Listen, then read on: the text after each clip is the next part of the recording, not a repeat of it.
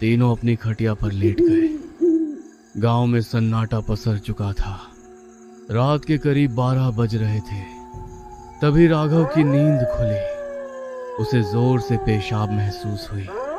वह उठकर थोड़ा दूर अंधेरे की तरफ गया।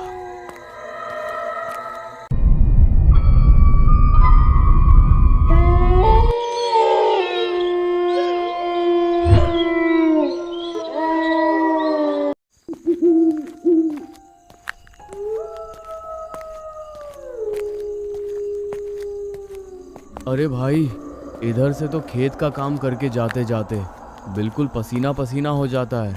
इतनी भयंकर गर्मी है कि क्या बताएं।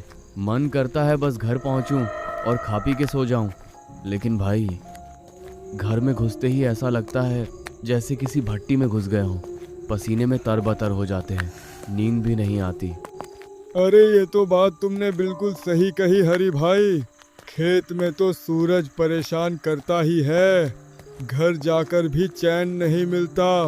हम इतने गरीब हैं कि एक पंखा खरीदने का पैसा भी नहीं है हमारे पास। क्या गरीबी है भाई। अरे भाई, क्यों ना हम आज घर के अंदर न सोकर घर के बाहर सोएं। बाहर तो कम से कम ठंडी हवा चलती है, न पसीना होगा न घुटन। आराम से खटिया बिछाएंगे और मज़े की नींद लेंगे। क्या कहते हो? लेकिन भाई, गांव के बड़े बुजुर्ग तो यही कहते हैं कि रात को बाहर सोना खतरे से खाली नहीं। पर तुम दोनों इतना कह रहे हो तो ठीक है, आज रात बाहर ही सोएंगे। पर सच में डर तो लगता है भाई। राघव, तू डर मत भाई। हम तीनों साथ रहेंगे तो चुड़ैल का बाप भी कुछ नहीं कर पाएगा। आएगी तो उसे डंडे से भगा देंगे। आज रात बाहर ही सोना पक्का रहा। वे बातें करते हुए जंगल के संकरे रास्ते पर आगे बढ़ रहे थे। अचानक उनके पीछे से एक काली छाया बहुत तेज गति से गुजरी। फिर अचानक उनके आगे से कुछ दूर पर वही छाया फिर से गुजरी। अरे, ये क्या था? देखा तुमने? कोई हमारे पीछे भागा अभी? अरे कुछ नहीं होगा, कोई जंगली बिल्ली या कुत्ता होगा। चल जल्दी चल, घर पास ही है। वे तेज कदमों से चलते हुए गांव पहुंच गए।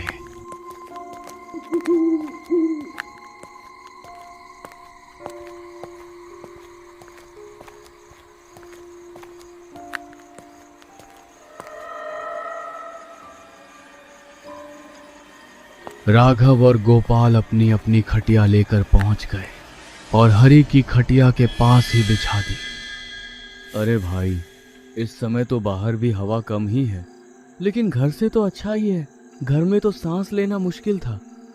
हाँ भाई, बाहर कम से कम आसमान तो दिख रहा है। ठंडी हवा चलेगी तो सुकून से सोएंगे। पर भाई, अगर सच में कोई जानवर आ गया तो? अरे भाई, ये गांव है, कोई गहरा जंगल नहीं कि शेर आ जाएगा। तुम लोग बस डरावनी बातें सोचते हो। आराम से सो जाओ।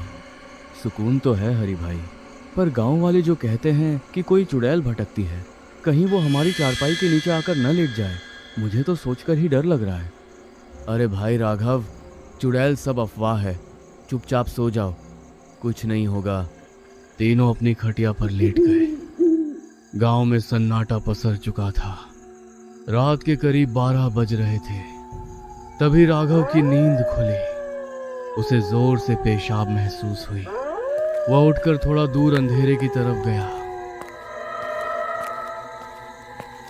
जब वो पेशाब कर ही रहा था, तभी उसके पीछे से कोई साया बिजली की तेजी से भागा। कौन है मेरे पीछे? हरी भाई, तुम हो क्या? उसने पीछे मुड़कर देखा। उसके सामने एक भयानक डरावनी चुड़ैल खड़ी थी। तू कौन है? यहाँ क्या कर रही है? भाग जा यहाँ से। राघव, तुझे बाहर सोने का बहुत शौक है ना? घर में गर्मी लगती है तो सो जा। कल भी बाहर ही सोना। बाहर सोने में तुम्हें बहुत मजा आएगा। वो वहां से अपनी जान बचाकर बेतहाशा भागा। वो इतना डर गया था कि उसने गोपाल और हरी को जगाया भी नहीं। हरी के घर के अंदर घुस गया वह खिड़की से बाहर झांकने लगा। तभी उसने देखा कि वह चुड़ैल राघव की खाली खटिया पर, जो कि बीच में थी, आराम से लेट गई। अरे, मैं तो भाग आया, लेकिन ये चुड़ैल तो मेरी खटिया पर ही लेट गई। हरि और गोपाल, जो अगल बगल की खटिया पर सो रहे थे, उन्हें जरा भी इल्म नहीं था कि मौत उनके ठीक बीच में आकर लेट गई है अचानक, और राघव की ही आवाज में बोलने लगी। अरे हरि, ओ हरि भाई, गोपाल, जल्दी उठो यार, देखो इधर कोई आया है, उठो जल्दी। अरे यार राघव, सोने देना भाई, अभी तो आंख लगी थी, तू रात भर सोने नहीं देगा क्या? तुझे बोला था ना कि ये सब वहम है, चुपचाप सो जा भाई। अरे भाई, मैं सच बोल रहा हूँ, एक बार आंख खोलकर तो देखो, मैं कहाँ हूँ और मेरे साथ कौन है, उठो जल्दी। गोपाल ने झल्लाकर अपनी आंखें खोली। उसने सोचा कि वह राघव को डांटेगा, लेकिन जैसे ही उसकी नजर बीच वाली खटिया पर पड़ी, उसकी चीख गले में ही फंस गई। हाँ, हरी भाई, उठो, जल्दी देखो, बीच में कौन है? हरि की नजर जैसे ही उस डरावनी आकृति पर पड़ी, उसके रोंगटे खड़े हो गए। हरि और गोपाल ने एक दूसरे की तरफ देखा और बिना एक पल गंवाए खटिया से कूदे और सीधे हरि के घर के दरवाजे की तरफ भागे। राघव, तू अंदर कब आया और हमें बताया क्यों नहीं? हम तो मर जाते बाहर। भाई, मैं क्या बताऊं, मैं जब पेशाब करने गया तो उसने मुझे पकड़ लिया था। मैं इतना डर गया था कि मेरी सिट्टी पिट्टी गुम हो गई। मैं जान बचाकर भागा और तुम दोनों को आवाज देने की हिम्मत ही नहीं हुई। मुझे माफ कर दो भाइयों, पर मैं सच में बहुत डर गया था। अरे भाई, तू तो भाग आया, पर हम दोनों तो मौत के बगल में सो रहे थे। अगर मेरी आंख नहीं खुलती तो आज हमारी लाशें मिलती। अब जो हुआ सो हुआ, कम से कम हम तीनों सलामत तो हैं। लेकिन अब क्या करेंगे, ये रात कैसे कटेगी? और सबसे बड़ी बात, अब हम कभी बाहर नहीं सो पाएंगे। बाहर कभी पायल की आवाज आती तो कभी किसी के रोने की।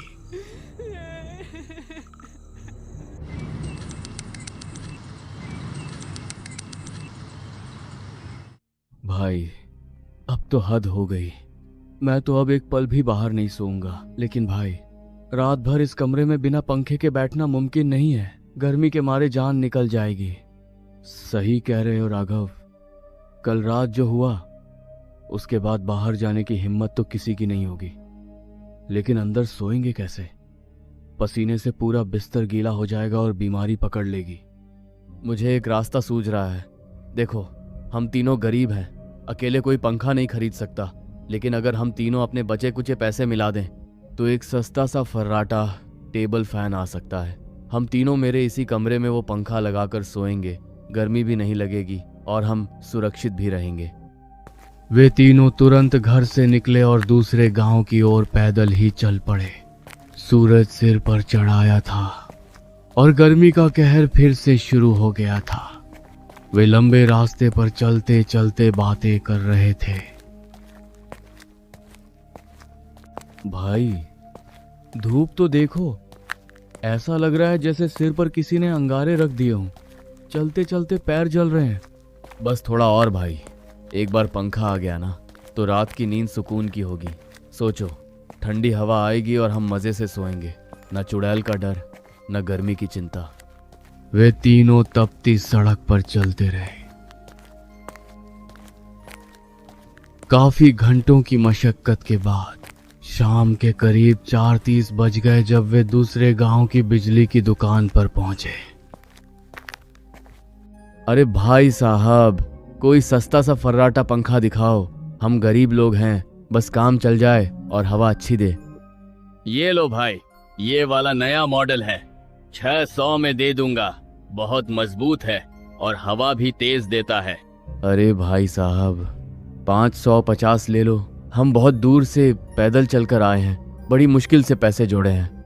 चलो ठीक है, तुम लोग गरीब दिखते हो, ले जाओ 550 में। ये लो पंखा। हरि ने पैसे दिए गोपाल ने खुश होकर वह पंखा अपने सिर पर रख लिया। पंखा काफी भारी था।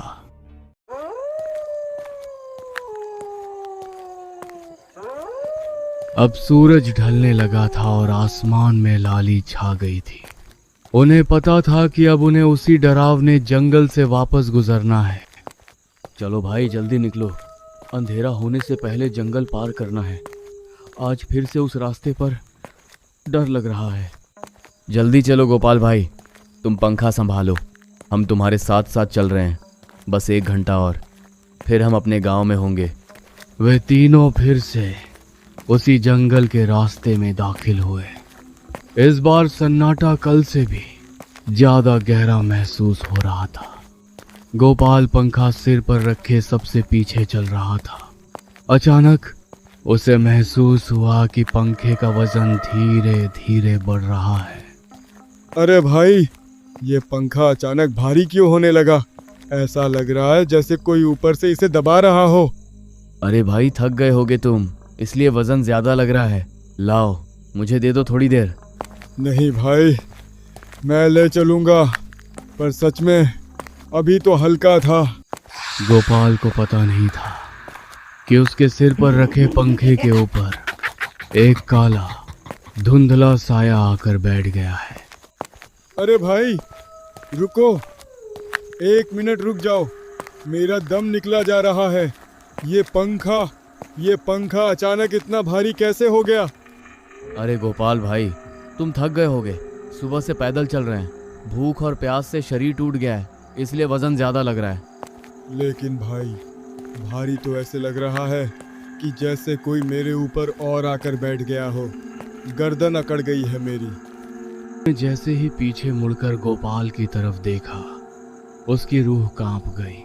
गोपाल सबसे पीछे चल रहा था और उसके सिर पर रखे पंखे के ठीक ऊपर एक काला, धुंधला और डरावना साया बैठा हुआ था। गोपाल को इसका जरा भी अंदाजा नहीं था कि उसके ऊपर मौत सवार है।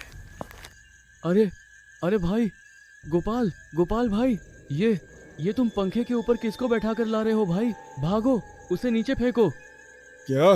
किसको बैठा कर ला रहा हूँ? राघव भाई, तुम क्या बोल रहे हो? मैं तो बस पंखा लेकर आ रहा हूँ। क्या तुम्हें कोई दिख रहा है? हाँ भाई, ऊपर एक काला साया बैठा है तुम्हारे। तुम जो पंखा पकड़े हो, उसके ठीक ऊपर एक औरत जैसा साया बैठा हुआ है।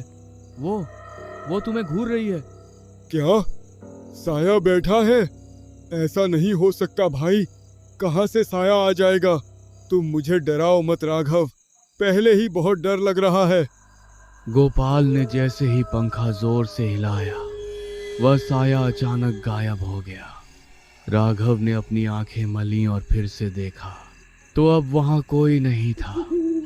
उसे लगा शायद उसकी आंखों का धोखा है, लेकिन जैसे ही वे तीनों फिर से आगे बढ़ने लगे, वही साया अब उनके ठीक सामने रास्ते के बीचों बीच खड़ा था। वह वही चुड़ैल थी जिसकी आंखें अंधेरे में लाल बल्ब की तरह चमक रही थी। तुम तीनों इतनी रात में कहाँ जा रहे हो? अभी गर्मी का मौसम चल रहा है ना, बहुत पसीना आ रहा है तुम सबको। लो, ये पंखा मुझे दे दो, मुझे भी बहुत गर्मी लगती है। तू फिर आ गई, हमें जाने दे। हमने तेरा क्या बिगाड़ा है? हम बस अपने घर जाना चाहते हैं। घर तो तुम तब जाओगे जब मैं चाहूंगी। मुझे ये पंखा बहुत पसंद आया है, इसे यहाँ जंगल में लगाओ, मैं यहाँ ठंडी हवा खाऊंगी। तुम तीनों यहीं रुक जाओ मेरे साथ। चुड़ैल की हंसी सुनकर तीनों के हाथ पांव फूल गए। वह उन्हें जंगल के अंदर ही गोल गोल घुमाने लगी। वे एक ही रास्ते पर बार बार आ रहे थे। ऐसा लग रहा था जैसे जंगल का रास्ता खत्म ही नहीं हो रहा। भाई, ये क्या हो रहा है? हम भटक गए हैं हरी भाई, ये चुड़ैल हमें कहीं जाने नहीं देगी। भाई, मेरा पैर भारी होता जा रहा है। मुझे ऐसा लग रहा है जैसे जमीन मुझे खींच रही है। मैं और तेज नहीं भाग सकता। वे भागते भागते एक ऐसी जगह पहुंचे जहां झाड़ियां बहुत घनी थीं। अरे भाई, मेरा पैर फंस गया। हरी भाई, राघव भाई, रुको, मेरा पैर हिल नहीं रहा है। हरि और राघव डर के मारे इतने अंधे हो चुके थे कि उन्हें एहसास ही नहीं हुआ कि गोपाल पीछे छूट गया है। वह अपने दोस्तों को पुकारता रहा। अरे भाई, बचाओ मुझे। हरी भाई, राघव भाई, मुझे अकेला मत छोड़ो। लेकिन हरि और राघव बहुत दूर जा चुके थे। वो अकेला उस डरावनी चुड़ैल के सामने खड़ा था। उसकी लाल आंखें गोपाल को ऐसे घूर रही थी जैसे कोई शिकारी अपने शिकार को देखता है। अब ये पंखा मेरा है और तू भी मेरा है। तुझे बहुत गर्मी लगती थी ना, ले, अब तुझे कभी गर्मी नहीं लगेगी। और गोपाल की गर्दन को अपने ठंडे हाथों से दबोच लिया। गोपाल की आवाज उसके गले में ही घुटकर रह गई। दूसरी तरफ हरि और राघव भागते भागते गांव की सीमा में घुस चुके थे। वे सीधे हरि के घर के अंदर घुसे। राघव, जल्दी दरवाजा ठीक से बंद कर, वो साया पीछे ही होगा। लेकिन हरि भाई, गोपाल कहाँ रह गया? वो तो हमारे पीछे ही था ना। क्या गोपाल पीछे नहीं है? अरे, हम तो तीनों एक साथ दौड़ रहे थे, मुझे लगा वो तुम्हारे पीछे आ रहा है। अरे हरि भाई, गोपाल के पंखे के ऊपर जो साया था, लगता है उसी ने उसे पकड़ लिया। हम तो भाग आए, हमें पता ही नहीं चला कि वो पीछे रह गया। हे भगवान, ये क्या हो गया? हमने पीछे मुड़कर एक बार भी नहीं देखा। राघव, गोपाल की जान खतरे में है, हमें वापस जाना चाहिए। पागल हो गए हो क्या हरि भाई? इस अंधेरी रात में उस जंगल में वापस जाना मतलब मौत के मुंह में कूदना है। तुमने देखा नहीं वो चुड़ैल कितनी भयानक थी। अब हम कुछ नहीं कर सकते, सुबह होने का इंतजार करना ही होगा। हाँ भाई, बात तो सही है, पर मेरा मन कचोट रहा है। बेचारा गोपाल हमारी वजह से पंखा लेने गया था, अब उसकी जान चली गई तो हम खुद को कभी माफ नहीं कर पाएंगे। दोनों दोस्त रात भर जागते रहे।